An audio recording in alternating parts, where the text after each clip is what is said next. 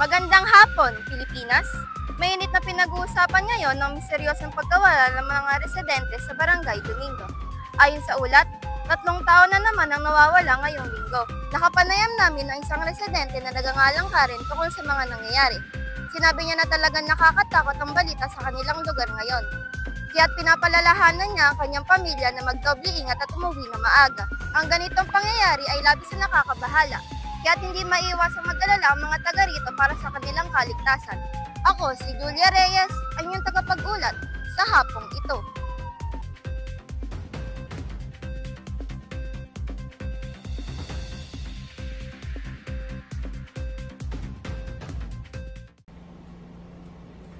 Boss, kumusta? Roberto, nakita mo na ba yung balita na to? Siguraduhin mo lang yung balita na yun, hindi hadlang sa pag-angat natin, ha? Ano ka ba, boss? Hindi basta-basta masira lahat ng plinano natin. Wala kasing tiwala no? Malinis akong gumalaw. Siguraduhin mo lang. Alam mo, kalalagyan mo sa akin. O na, sige na. Mauna na ako. Oh, Julia, badan ka. Kamusta nga pala yung paghahanap po tungkol sa mga nawawalang residente? Okay naman po. Mabutit na kayo pagtulungan ng mga residente sa Barangay Domingo. Sir, tulungan niyo kami. Sir, hanapin po natin yung anak ko. Tulungan niyo po ako. Matagal na po namin siyang hindi nakikita. Parang awa niyo na ho. Tulungan niyo akong hanapin yung asawa ko. 3 araw na mula na magpaalam siya sa amin na may pupuntahan lang.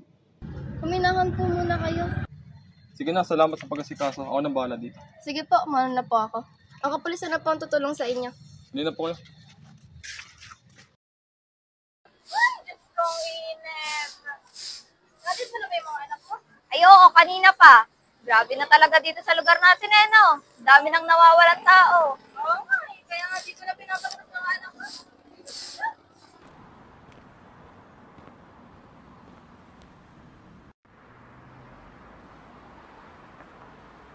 Excuse me po. Pwede ko po ba makuha yung panayam ninyo tungkol sa kasalukuyan nangyayari sa lugar ninyo? Ay, oo naman. Ano ba gusto mo malaman? Alam niyo po ba kung kailan nagsisimulang dumadami ang nawawala dito sa Barangay Domingo? Ako! Alam mo, hindi naman ganito ang sitwasyon ngayon sa barangay natin. Pero simula nang dumating si Roberto, nagkagulo na dito sa barangay namin. Dati nung wala pa siya, ay! Sobrang payapa dito sa barangay namin. Sinabi mo pa. Eh kung hindi nga siguro na destino yan dito, tahimik pa rin sa lugar namin. Nakakatakot na talaga lumabas ngayon. Paano ba naman sa tuwing nalabas kami parang nadadagdaga yung mga nakapaskil sa poster? Kapansin-pansin nga po ang dami ng poster dito sa Barangay Domingo. Meron po ba kayong kutob kung sinong may gawa nito? Siyempre meron. Pero, di ba, di na lang. Mahirap naman bintang ng kapwa. Oo naman.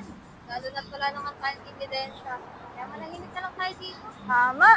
Maraming salamat po sa oras ninyo ha. Mawalan na po ako. Salamat din. Ingat ka inang ha. Nabubugtan ko ba?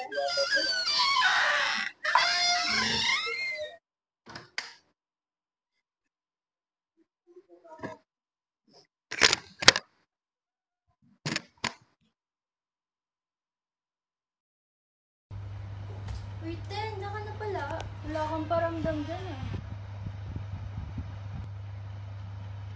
Pagpasensyahan niyo na ate niyo. Medyo busy lang talaga sa work Pero promise, babawi ako sa inyo after neto. We, totoo na ba yan? Sabi mo yan Promise ha?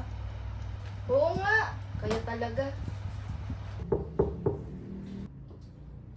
Oh, kayo talaga. Hayaan niyo na muna ate ninyong magtrabaho. Magsitulong na nga kayo. Sila Ella kasi. Tayo, una na ako Good night na. Talaga, ano na. Nakahawa ka na yata sa akin.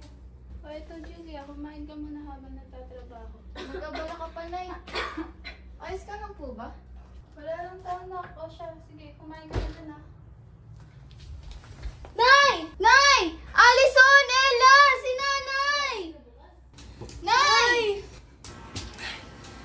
Saan na kaya si Mama?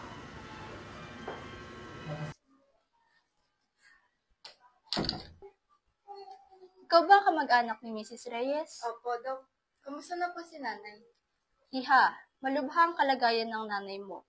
Kakailanganin niyo ng malaking halaga ng pera para maoperahan siya.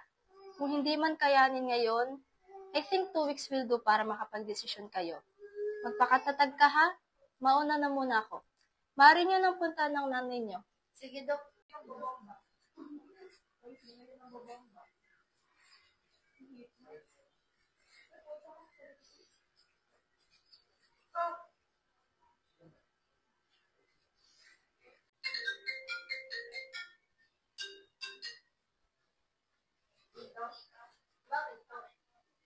Alam kong nangangailangan ko ngayon ng malaking pera. Kitain mo ko bukas sa park at iabot ko sa iyo ang perang kailangan mo.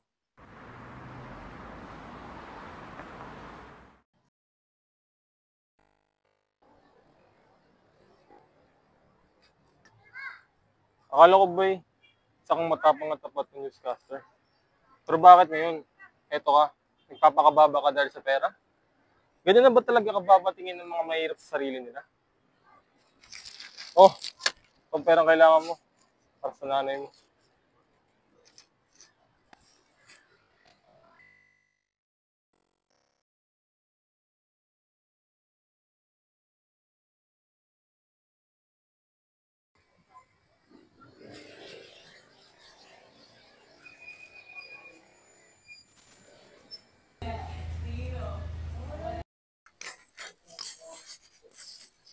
Tagal pa ba yan? Gracia, bilisan mo naman sa pagluluto. Darating na mga bisita. Inis naman. Kung nakapagtapos ka lang kasi sana ng pag-aaral, edi sana hayahay buhay mo. Tignan mo kami. Eto, 50.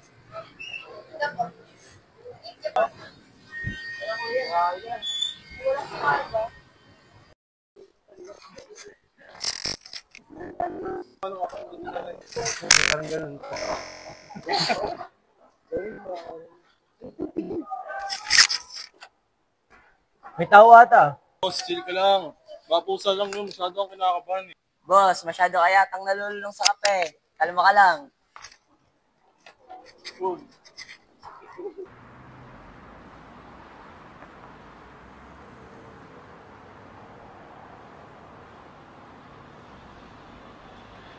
Boss! Boss! Boss! Mukhang may nakakatunog sa inyo ah. Sigurado pa kayong malinis kayong gumalaw? Hoy, ano ba sinasabi mo? Sinasabi ko na nga ba, may tao dun eh.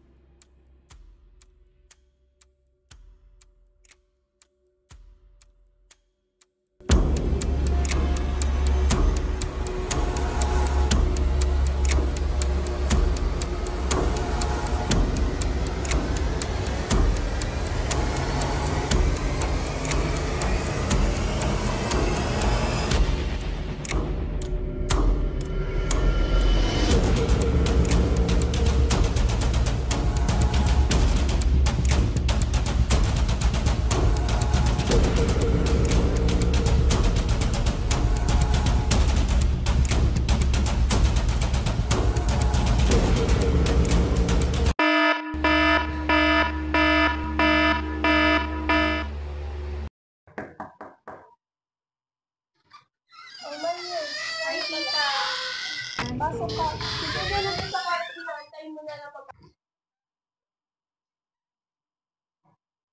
Uy, Bes, good morning. Ano yung itsura mo? Para ka namang makipaggera sa panaginip mo niyan? Ha? Ano? Alam mo, ewan ko sa'yo. Tara na nga, nagugutom na ako eh.